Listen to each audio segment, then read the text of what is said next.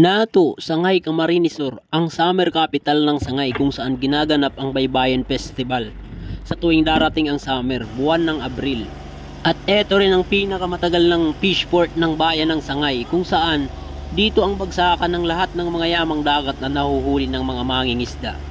Sumama nga ako at dumayo sa aking kapatid na may sarili na ring bangka ng panghuli ng isda dito sa Nato. Pareho lang naman to ng bangka ng una kong sinasamahan sa kapatid ko rin. At ganun din naman ang hulihan.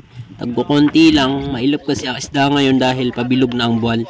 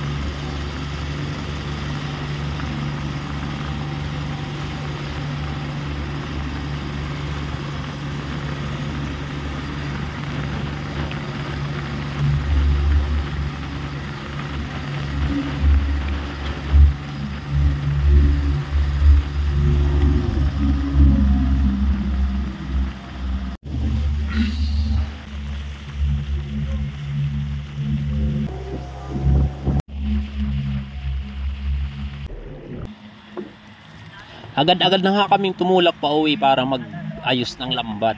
At eto na, nagsisidatingan na lahat ng mga mangingisda.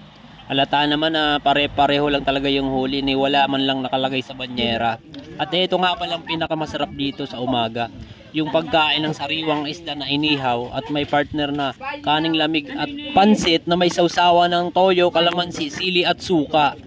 Alam kong nagtataka kayo kasi kombinasyon ng isda sa kapansit. Pero pag nalasahan nyo yung isda na bagong huli sa inihaw, naku, mapapawaw ka talaga. Sa sobrang linamnam at sarap.